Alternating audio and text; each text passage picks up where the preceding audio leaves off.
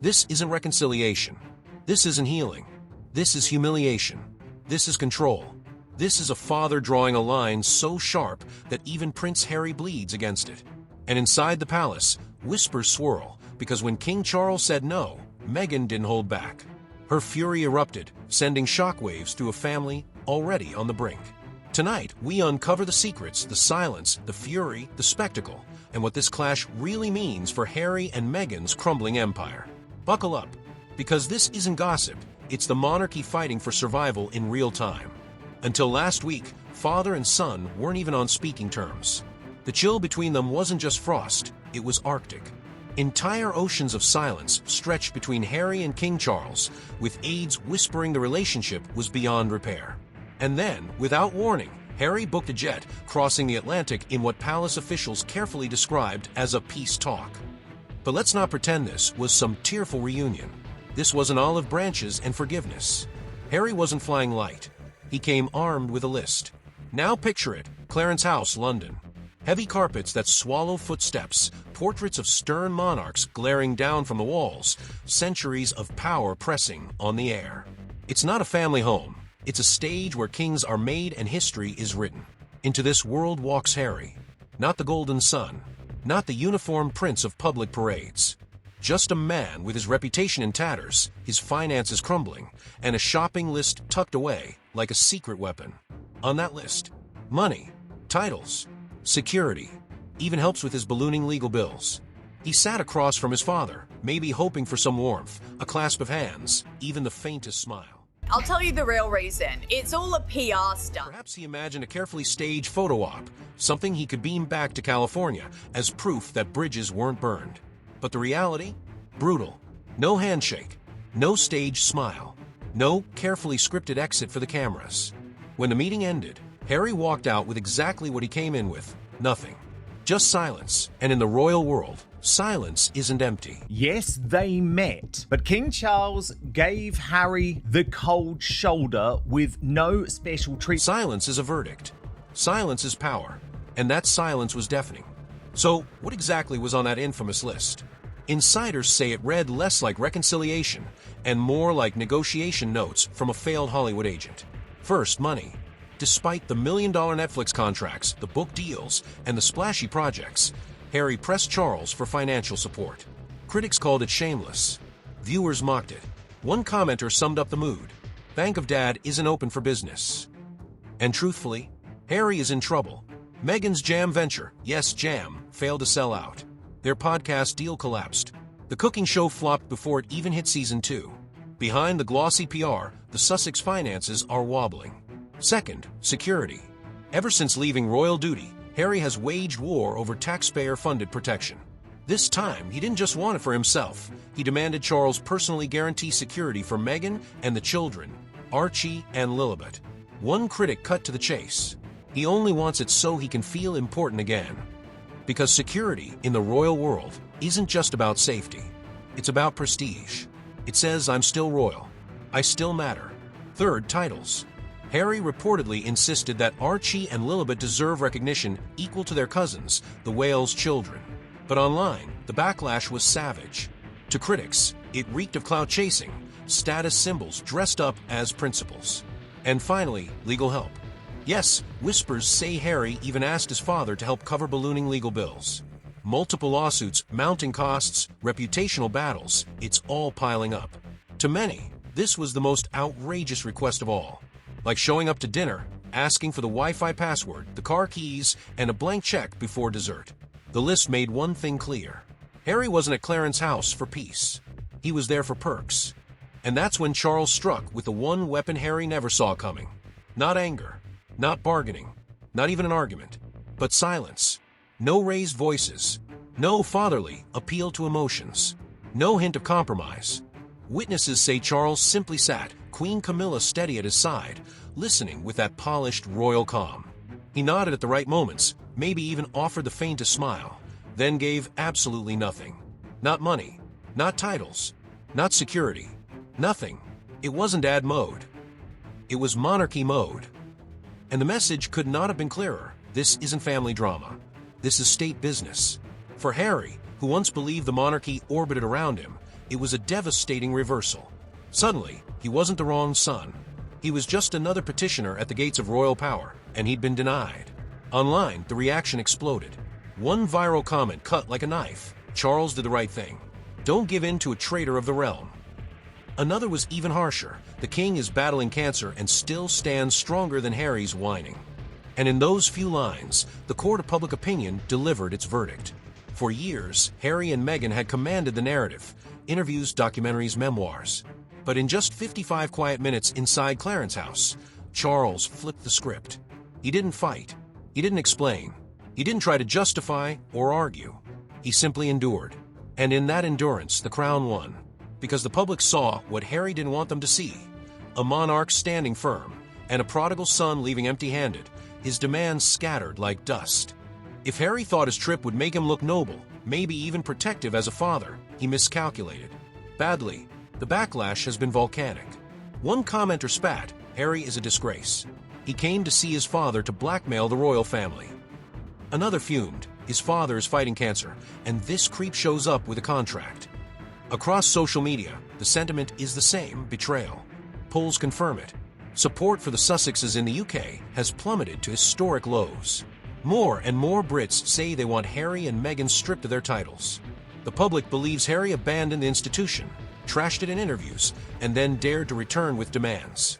It's not just hypocrisy, it's arrogance. And that's why anger isn't cooling. It's spreading. Of all Harry's asks, none sparked more fury than taxpayer-funded security. To critics, this wasn't just a request. It was an insult.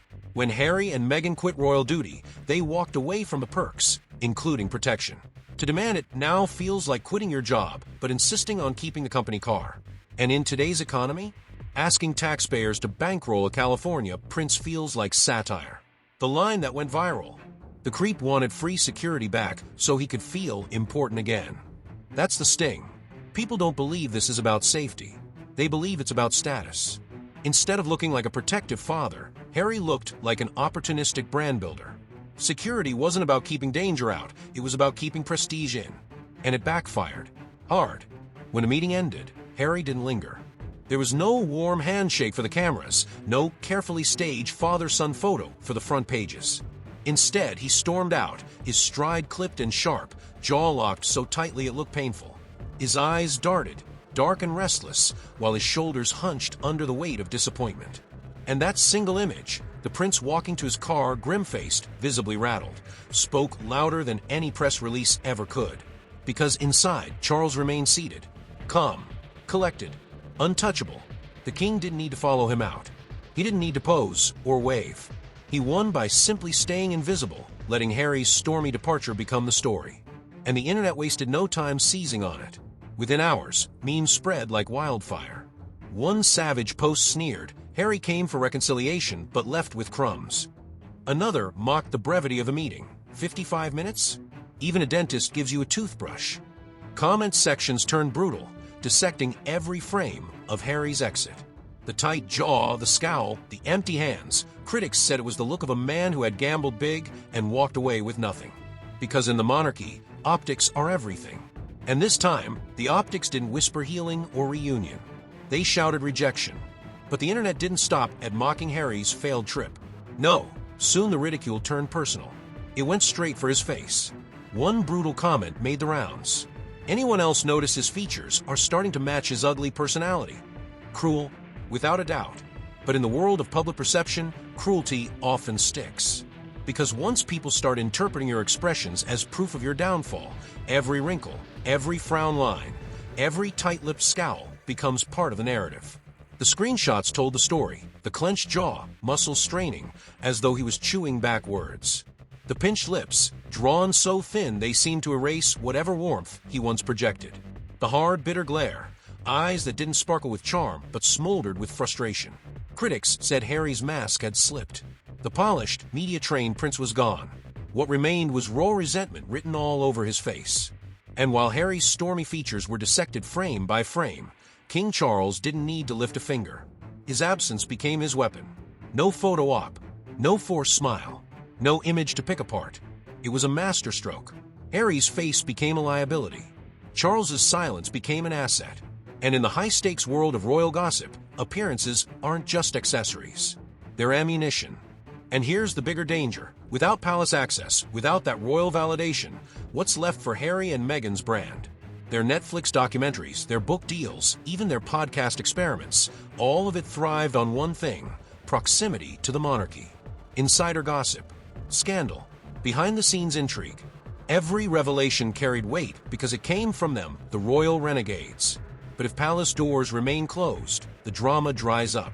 Slowly, inevitably. The world doesn't tune in for recycled complaints or secondhand stories. As one commentator bluntly put it, no palace, no plot. That's the nightmare scenario. Netflix doesn't want whispers or half-formed grievances. It wants headlines, bombshells, ratings. And without fresh material, the allure starts to fade. This latest meeting was supposed to signal progress. Instead, it exposed vulnerability. Harry looked like an outsider, pacing the margins of a world he once belonged to. Meghan looked like an exile, her influence curtailed, her narrative constricted. Together, they projected the image of a brand slowly running out of oxygen, a story that once felt unstoppable now teetering on the edge of irrelevance. Every camera frame, every public statement, every minor gesture underlined the same truth. Without the palace, the headlines are harder to come by, and the magic of their narrative begins to wane. For Charles, this wasn't just a father-son standoff. It was a masterclass in monarchy. The crown's greatest weapon isn't rage, isn't spin, it's patience. Harry came in fast, pushing piece after piece onto the board. Money, titles, security, legal help. Charles made one move: silence. And in that silence, the game ended. Commentators called it chess, but really it was endurance.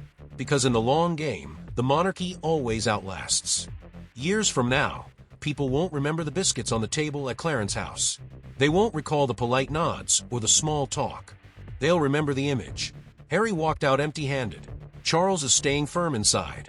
For Charles, that becomes part of his legacy. The monarch who put duty above drama, even when it came to his own son. For Harry, the legacy is harsher. The prince who returned with demands and left with nothing. One viral comment captured it perfectly. History won't remember the 55 minutes, only the empty exit. And maybe that's the ultimate twist. Harry thought this meeting might restore his relevance. Instead, it may define his downfall. He came with a list. He left in silence.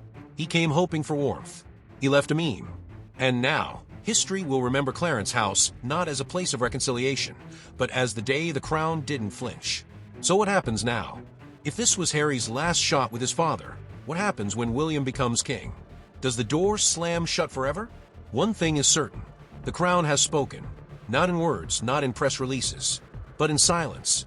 And sometimes, silence is louder than any scandal. This is The Tatler. Subscribe, buckle up, and stay tuned, because the fallout from Clarence House has only just begun.